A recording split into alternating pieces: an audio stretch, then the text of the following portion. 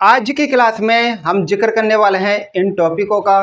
तो पहला टॉपिक इसके अंदर है चुंबकीय क्षेत्र, दूसरा चुंबकीय क्षेत्र की तीव्रता, तीसरा चुंबकीय क्षेत्र रेखाएं और चौथा चुंबकीय क्षेत्र रेखाओं के गुण।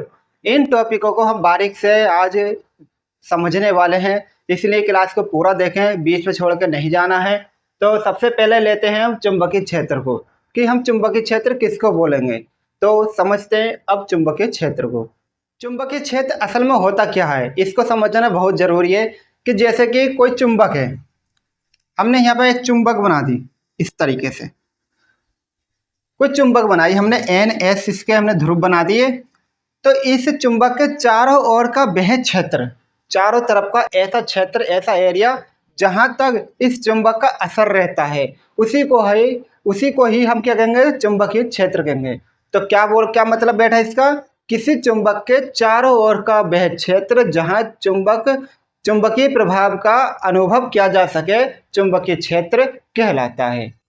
आई बात समझ में। अब जान लेते हैं चुंबकीय क्षेत्र की तीव्रता, कि क्या होती है चुंबकीय क्षेत्र की तीव्रता।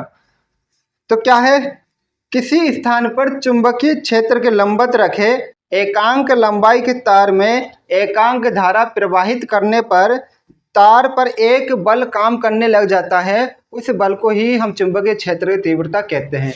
मतलब कोई चुंबकीय क्षेत्र है, उस चुंबकीय क्षेत्र के लंबवत एक तार रखा जाता है, उस तार के अंदर हम विद्युत धारा जैसे ही प्रवाहित करते हैं तो उस पर एक बल लगने लग जाता है, चुंबक की तरफ से एक बल लगता है, उस बल को ही हम क्या बोलते हैं, चुंबकीय क्षेत्र की तीव्रता कहते हैं। अब जान लेते हैं कि जो चुंबकीय क्षेत्र की तीव्रता होती है उसका मात्रक क्या होता है। तो मात्रक इसका होता है न्यूटन प्रति एम्पियर मीटर, इसी को हम वेबर प्रति मीटर स्क्वायर भी कहते हैं, या इसी को हम गॉस भी कहते हैं। ये इसके मात्रक हो गए, चुंबकीय क्षेत्र की तीव्रता के मात्रक हो गए। अब जान लेते हैं चुंबकीय क्षेत्र रेखाएं, कि चुंबकीय क्षेत्र रेखाएं हम किसको कह सकते हैं। देखिए इसमें किताब में जो थ्योरी लिखी है मैं उसको समझाता हूँ पहले। जब किसी क्षण चुंबक के चुंबकीय क्षेत्र में एक छोटी दिक् सूचक सुई को रखते हैं, मतलब जब कोई क्षण चुंबक है, एक चुंबक है क्षण के रूप में इस तरीके से, ये है इसका चुंबकीय क्षेत्र है।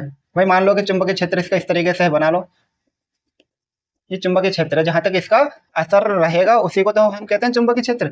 ये चुंबकीय क्षेत्र है, इसके अंदर हम क्या करते हैं, एक छोटी सी दिक्सूचक सुई रखते हैं। दिक्सूचक का मतलब यहाँ पे ऐसा समझ लीजिए कि एक सुई है जो दिशा को दिखाती है। तो जैसे ही हम इसके अंदर रखते हैं तो ये क्या है कि एक जगह ठहर जाती है, जब हम आगे को बढ़ाते हैं तो वो आगे को बढ़ जाती है, और इस तरीके से वो घूमने शुरू हो जाती है। वो घूमते घूमते कैसे जाती है, उत्तर से दक्षिण की तरफ को चलने लग जाती है। यानी जैसे जैसे हम उसको आगे को बढ़ाते हैं वो अपने अकॉर्डिंग आगे बढ़ती रहती है, और देखा जाता है तो पता चलता है कि उत्तर से लेकर दक्षिण की तरफ को जा रही है और गोल गोल घूम रही है इस तरीके से, ऐसे इस तरह से घूम जा रही है। यानी उत्तर से शुरुआत हुई और दक्षिण में जाके वो रुक जाती है, और फिर वापस दक्षिण से शुरू होती है और उत्तर की तरफ को आने लग जाती है, जैसे ही हम सुई को घुमाते हैं, आगे बढ़ाते हैं तब। तो इससे ये पता चलता है कि जो चुंबकीय बल रेखाएं हैं, चुंबकीय क्षेत्र रेखाएं हैं, वो उत्तर से चलती हैं और दक्षिण की तरफ जाती हैं। आई बात समझ में। लेकिन वो चुंबकीय क्षेत्र रेखाएं हमें दिखाई नहीं देती हैं। तो ये दिखाई नहीं देती हैं तो वो कैसी हो गई, काल्पनिक हो गई। एक आइडिया तो लगाते हैं हम। तो देखते हैं आगे क्या लिखा है। जब किसी क्षण चुंबक के चुंबकीय क्षेत्र में एक दिक् सूचक सुई को रखते हैं तो दिक् सूचक सुई एक निश्चित दिशा में ठहर जाती है। जैसे जैसे दिक् सूचक सुई को चुंबकीय क्षेत्र में चलाते हैं तो दिक् सूचक सुई की दिशा बदलती जाती है, दिशा चेंज होती है। पहले उत्तर में थी तो आगे को बढ़ती है तो दक्षिण साइड में पहुंच जाती है। जैसे मान लीजिए कि मैं और एग्जाम्पल समझाता हूँ। ये चुंबक है और यहाँ पर इस तरीके से हमने मान लिया कि यहाँ तक इसका असर है, ऐसे गोल ना बना के हमने चकोर कर लिया कि यहाँ पर इसका क्या है, असर है, चुंबकीय क्षेत्र है। हमने सुई यहाँ पर रखी, ठीक। तो सुई यहाँ पे है तो अभी तो मान लो कि ये उत्तर में है, लेकिन हमने आगे को बढ़ाया जैसे ही, तो ये क्या है कि गोल गोल घूमने शुरू हो जाती है। हम तो लेके जा रहे हैं सीधा, लेकिन ये सीधा ना जाके ये गोल गोल घूमती है और इस तरीके से राउंड बनाते हुए एस की तरफ चल जाती है। फिर हम आगे घुमाते हैं तो फिर वही बात कि पहले नीचे रहता, फिर बीच में को आता है, यानी ज्यादा गहराई में, और फिर इसके बाद फिर गोल गोल हो जाता है वो, यानी वक्र बन जाता है एक तरीके का। तो अतः दिक्सूचक सुई के चलने का मार्ग एक वक्रीय रेखा है। ये रेखाएं चुंबक के उत्तरी ध्रुव से निकलकर दक्षिणी ध्रुव में प्रवेश करती हैं। या इसको शॉर्ट में अगर परिभाषित करें तो किस प्रकार से परिभाषित कर सकते हैं, किसी चुंबकीय क्षेत्र में चुंबकीय रेखाएं वे काल्पनिक रेखाएं। कैसी रेखाएं? काल्पनिक, क्योंकि वो दिखती नहीं है, हम मानते हैं। हमने एक्सपेरिमेंट करा तो पता चला कि जैसे ही दिक्सूचक सुई चल रही है उसी तरीके से इसके अंदर भी रेखाएं निकल के जा रही होंगी, चल रही होंगी, जैसे कि दिक्सूचक सुई चलती है, जो उस स्थान में चुंबकीय क्षेत्र की दिशा को अविरत प्रदर्शित करती है तथा इन रेखाओं के किसी बिंदु पर खींची गई स्पर्श रेखा उस बिंदु पर चुंबकीय क्षेत्र दिशा प्रदर्शित करती है। ये इसकी तो परिभाषा हो गई जो कि शॉर्ट में है, लेकिन समझ वैसी है जो हमने अभी आपको समझाया था। अब बात करते हैं कि चुंबकीय क्षेत्र रेखाओं के कौन कौन से गुण होते हैं। आपको दिख रहा है, आप इसको पढ़िए और समझिए। मैं इधर किताब से रीड करता हूँ फिर समझाता हूँ। पॉइंट नंबर 1, चुंबकीय रेखाएं सदैव चुंबक के उत्तरी ध्रुव से निकलती हैं। कौन से ध्रुव से? उत्तर साइड से निकलती हैं और दक्षिण की तरफ को जाती हैं। ये बात क्लियर मैं अभी बताया मैंने। तथा वक्र बनाती हुई दक्षिणी ध्रुव में प्रवेश करती हैं और चुंबक के भीतर से होती हुई पुनः उत्तरी ध्रुव पर वापस आती हैं।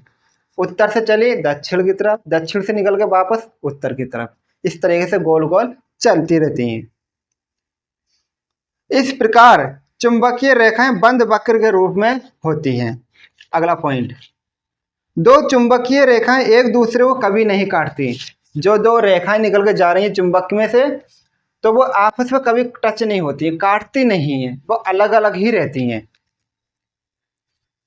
अगर काट भी दें तो क्या होगा, उस बिंदु पर दो स्पर्श रेखा खींची जा सकती है, दो लाइनें खींच सकते हैं स्पर्श रेखा हम, जो कि असंभव है, ऐसा होता नहीं है। अगला पॉइंट क्या है, चुंबक के ध्रुव के समीप जहां चुंबकीय क्षेत्र प्रबल होता है वहां चुंबकीय क्षेत्र रेखाएं पास पास होती हैं। जहां पर चुंबक के अंदर चुंबकीय क्षेत्र यानी कि उसकी जो क्षमता है चिपकाने की वो ज़्यादा है, तो वहां पर चुंबकीय क्षेत्र रेखाएं क्या होंगी? घनी होंगी। और जहां पर कम है वहां पर छीदी छीदी होंगी, अलग अलग दूर दूर होंगी। ध्रुव से दूर जाने पर चुंबकीय क्षेत्र की प्रबलता घटती जाती है। ध्रुव से जैसे ही हम दूर देखेंगे, जब चुंबक के पास में तो घनी होंगी और चुंबक से दूर यानी कि ध्रुव से दूर जाएंगे जैसे ही, तो चुंबक की बल रेखाएं की चुंबकीय क्षेत्र रेखाओं की संख्या वो की कम होगी, यानी छीदी होंगी। एक समान चुंबकीय क्षेत्र की क्षेत्र रेखाएं परस्पर समांतर एवं समान दूरियों पर होती हैं। एक समान चुंबकीय क्षेत्र जानते हैं, जहां पर चुंबक का जो चुंबकत्व होता है वो समान हो, यह चिपकाने की क्षमता सब जगह बराबर हो, उस चुंबकीय क्षेत्र को ही हम एक समान चुंबकीय क्षेत्र कहते हैं।